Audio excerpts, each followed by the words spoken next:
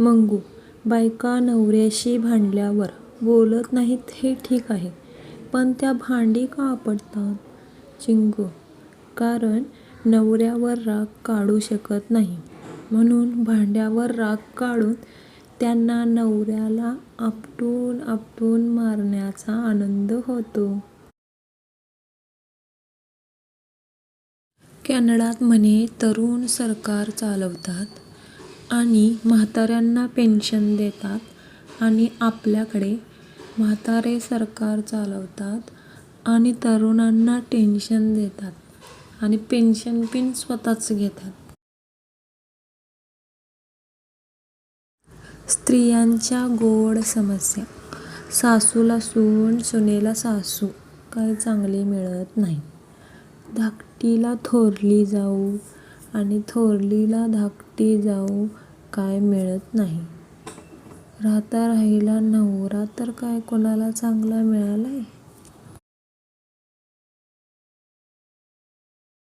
बायको नवऱ्याला बोलते, तुम्ही का दारू पिता? एवढे दारूवर पैसे का खर्च करता? यावर नवरा बोलतो, तू का रोज ब्युटी पार्लरला जातेस? का ब्युटी पार्लरवर खर्च करतेस? तेव्हा बायको बोलते, मी तुम्हाला चांगली दिसावी म्हणून, मी सुंदर वाटावी म्हणून. नवरा म्हणतो, मी पण दारू पितो कारण तुझ्यासाठीच, तू मला चांगली वाटावी म्हणून आणि तू मला सुंदर दिसावी म्हणून.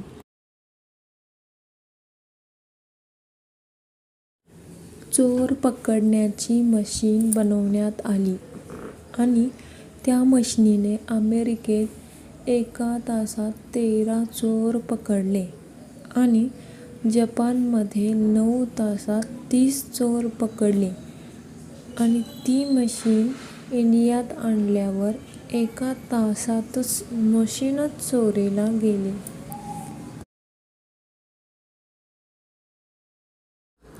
भटजीची कथा आणि बायकोची कथा एकसारखीच असते. दोघे बडबडत असतात, काहीच काय कळत नाही, पण समजल्याचं नाटक मात्र करायला लागतं.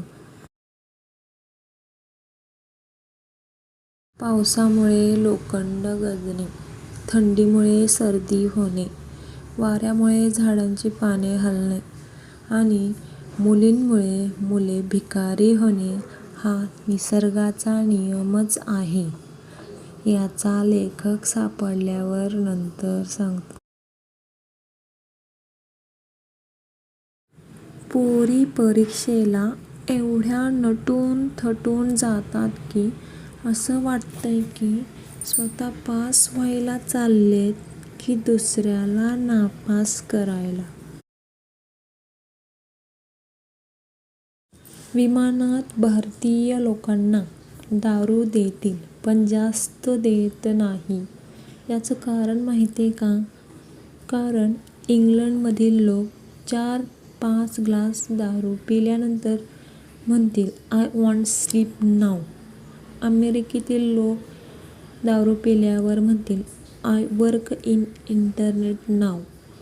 जपानमधील म्हणतील I listen to music now आणि इंडियातील लोक दारू पिल्यावर म्हणतील की आता विमान मीच चालवणार.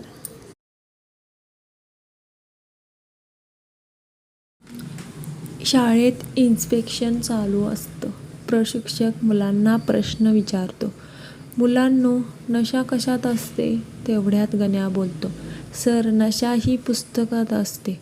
प्रशिक्षक बोलतो, वा हुशार आहेस, कसं काय सांग बघू. गण्या बोलतो, कारण पुस्तक उघडल्या उघडल्या लगेच जाम झोप येते. नवरा बायको घटस्फोटासाठी कोर्टात जातात आणि जज बोलतो, आता 3 मुलांची वाटणी कशी करायची? यावर नवरा बायको थोडा वेळ विचार करतात आणि म्हणतात, ठीक आहे, आम्ही पुढच्या वर्षी 4थं मूल घेऊन येऊ तेव्हा बघू. एवढ्यात जोक संपला नाही आणि 9 महिन्यानंतर त्यांना जुळी मुली झाल्या. वजन कमी करण्याचा विचार सुरू असतानाच माझी आणि गाजराच्या हलव्याची नजरानजर झाली. मग काय, गाजराच्या हलव्याचंच वजन कमी झालं.